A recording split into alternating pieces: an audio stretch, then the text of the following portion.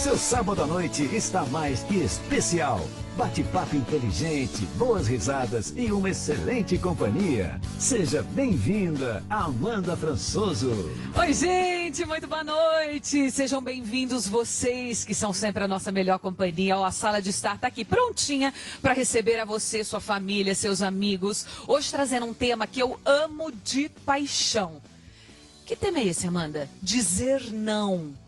Você tem dificuldade em dizer não, mas muita gente tem medo de dizer não. É aquele medo de desagradar, de parecer rude, de perder oportunidades ou até de ser julgado. Mas a verdade, gente, é que o não é uma das palavras mais poderosas que podemos usar para proteger nossa saúde mental, nossa energia e os nossos próprios sonhos. Dizer não significa ser egoísta, pelo contrário, significa se respeitar. Quantas vezes você já aceitou algo que não queria só para evitar conflito, para agradar alguém? E quantas vezes isso te deixou sobrecarregado, frustrado ou até ressentido? O não bem colocado é sim um ato de autocuidado. É ele que impede você de carregar pesos que não são seus, de se desgastar com o que não te faz bem e abrir espaço para aquilo que realmente importa. O melhor de tudo, você pode dizer não com firmeza, mas sem agressividade, com respeito. Um simples, eu não posso agora, agradeço, volto na próxima oportunidade. Prefiro não nesse momento, já basta, não precisa justificar demais. E nem se sentir culpado. Porque no fim das contas, toda vez que você diz um não para algo que te sobrecarrega, você está dizendo um sim para você mesmo. Sejam bem-vindos.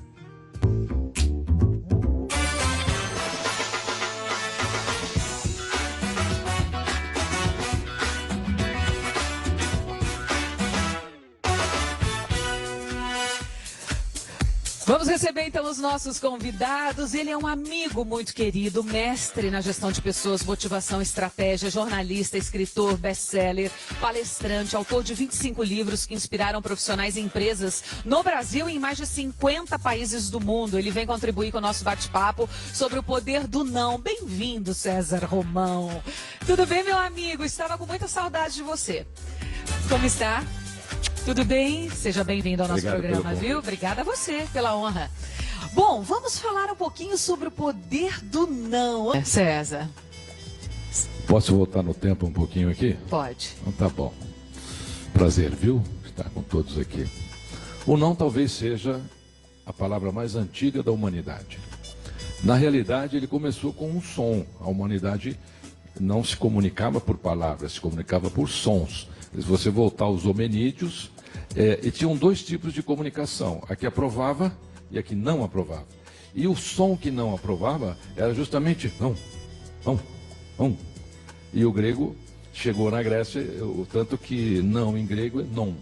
Então, esse praticamente talvez tenha sido o primeiro som de não concordância entre os nossos ancestrais, os hominídeos. Quando se colocou isso em etimologia de palavras, acompanhou-se o som. Não, não. Para o negativo. O não, ele é a palavra N, né? Ela é a única palavra que tem fonema nasal. Então, todas as palavras que têm fonema nasal foram os primeiros sons a serem emitidos. Até os índios mesmo, por todo o planeta, tem o som. Tudo é um som antes. O não, ele pode ser um não positivo. A Bíblia mesmo, nos 10 mandamentos, você tem 5 mandamentos que tem não. Não matarás, não cobiçarás a mulher do próximo, né? O que acontece? Na minha opinião, a gente não aprendeu a falar não ainda. Como é que a gente tem que agir com o não? Como é que a gente conhece o não? Não, aí você pergunta, por que não? Por que não? Uma criança até os 10 anos de idade já ouviu pelo menos 5.000 nãos, sem saber por quê. Mamãe, quero brigadeiro. Depende não. Da geração. Depende da geração. E ele fala assim, mas por que não? A maioria dos pais sempre responde, por que não? Né? Não tinha diálogo. Eu tenho uma sugestão, e eu falo isso sempre para os meus alunos. Por exemplo, o Padre Camilo vai gostar aqui. Não use celular na igreja. Então, antes dessa frase, pode falar assim, Padre Camilo. Jesus não ligará para você enquanto você estiver aqui dentro da igreja. Por gentileza, não use o celular. Então, eu penso que o que faltou na existência do não foi a justificativa. Por exemplo, com criança. Criança não tem noção de quase nada. Olha, se você colocar o dedo aqui, você vai queimar a sua mão. Vai doer muito. Então, não ponha o dedo aqui. A gente ouviu muito não, sem saber por quê. Esse é o grande drama do não. E mesmo com coisas corriqueiras, né, como favores a amigos e tantas outras coisas, eu acho que se a gente colocar uma pequena explicação antes, depois o não, a pessoa vai compreender e garanto que você não vai ofender Ô César, ninguém. eu lembrei da minha mãe agora. Ela toda a vida falou assim pra mim, Amanda. Ela usa um termo, tipo a dula, ela fala. A dula primeiro, né? Fala, depois você... Adoça a flecha. É isso, então eu lembrei dela agora. Mas quer dizer um não mais carinhoso. César, a gente comentou de não pro filho, de não pra gente mesmo. E não no ambiente de trabalho, né? O não que às vezes te livra do burnout, o não que te livra de um estresse muito grande. Muita gente não diz não para um gestor, para um chefe, com medo de perder uma oportunidade de promoção ou até de ser demitido. Como é que a gente fala não para um superior? Então, a doutora lembrou bem essa coisa das gerações, né? A geração Baby Boomer foi a primeira classificação, né? Começou aí as gerações quando houve a explosão de bebês logo após a Segunda Guerra Mundial, houve um nascimento de bebê fora do comum, então foi uma explosão de bebês. Então quem nasceu naquela época, quando terminou a Segunda Guerra Mundial, foi classificado de Baby Boomer, quer dizer, o filho daquela era. Depois do Baby Boomer veio a geração X. Então a geração Baby Boomer, geração X e geração Y, elas acostumaram não, por que não? A partir da geração Y, nós já tivemos problemas, já estamos tendo problemas. Essa geração que está nascendo agora, aí vem essa geração que está nascendo agora, a geração beta. A geração alfa já era meio questionada. Essa que está nascendo hoje, sua filha, por exemplo, essa não vai aceitar um não. E o grande problema hoje no mundo corporativo é esse. Essas duas últimas gerações, elas não aceitam simplesmente um não. Elas querem uma justificativa. Tanto que a geração X, que era a grande esperança do mundo corporativo, já não é mais. Eles são admitidos pela grande competência deles e são demitidos pelo comportamento. Então, essas gerações futuras, cada vez mais isso vai ficar de uma maneira estranha. A gente vai ter que aprender a lidar com isso. O não, porque não, vai ter que tomar um ajuste forte. E no mundo corporativo, o que acontece? O que você falou, tenho medo de dizer não para o chefe. Mas você vai ter que encontrar uma maneira de dizer não para o seu chefe que ele compreenda. Não, minha mulher está grávida e eu tenho que chegar em casa, eu não posso ficar até mais tarde hoje. Porque nós temos motivos. Às vezes a gente tem um pouco de timidez de falar do motivo, a gente acha até que vai se autodiminuir porque você falou do seu motivo. Eu acho que as pessoas têm que usar de muita sinceridade. O não, como ele disse no início, né, faz parte da evolução humana, ele vem desde as cavernas. Já nas cavernas só tinha a indignação e a aceitação, eram as duas coisas que existiam. E hoje também existe a indignação e a aceitação. O mundo corporativo está lidando muito mal com isso hoje. Tanto que se vocês pegarem essa geração Y, que era a esperança do mundo corporativo, o número de demissões é imenso. A Beta agora demitiu milhares de pessoas. Os jovens que não aceitam não. Eles não conseguem aceitar o não, por que não? Não aceitam fazer mais. Eu estava lendo uma reportagem essa semana ainda, dizendo dessa nova geração que não aceita mais fazer mais de uma coisa, né? Antigamente, você era contratado para fazer, mas também faz aquilo. Não. Hoje você precisa de 3 para fazer coisa que um fazia antigamente. E eu acho que isso, veja, vou jogar essa polêmica aí para vocês. Eu imagino que isso tenha 2 lados. Tem um lado que sim, quem faz tudo não faz nada bem, e tem um outro lado contrário, né? Que é bacana para um chefe também ter uma pessoa que resolve. Vai lá e resolve, já faz, tarará. Hoje a gente fala muito em doenças mentais, que eu acho que é o mal do século, aí todo mundo trazendo muito essas questões mentais, e a gente aponta aí o burnout como uma das principais, que é essa exaustão vinculada ao trabalho, né? Então, isso que a gente está falando de como se posicionar perante um chefe, por exemplo, uma equipe de trabalho que te suga, que muitas vezes... E é duro azul, né, César e Padre, enfim. Porque ao mesmo tempo que é uma época que todo mundo quer que você, né, tenha alta performance, tem que trabalhar, tem que não sei o que lá, se for preciso virar a noite, vira, mas tem que bater meta, tem que não sei o que lá. Ao mesmo tempo também tem esse outro lado de que não. Eu posso ter um burnout, eu posso ficar muito desgastado, eu preciso ter meus momentos de lazer. Eu trago isso na minha palestra, César sabe, que o dia tem 24 horas, então o ideal seria que dividíssemos 8 para dormir, 8 para trabalhar e 8 para o lazer. Imagina você fica pensando, 8 horas todo dia para o meu lazer, para fazer o que eu quiser, ler um livro, assistir um filme, ficar sentada no chão brincando com a minha filha. Então, é uma conta engraçada, porque você para pensar e você diz, não, é impossível. Amanda, desde as cavernas, como eu disse, a gente tem a aceitação e a não aceitação. Só que entre isso, essas duas escolhas, você tem a sua, que é o limite. O que eu vejo hoje, né, principalmente no mundo corporativo, as pessoas perderam o seu próprio limite. Eu tenho o meu limite.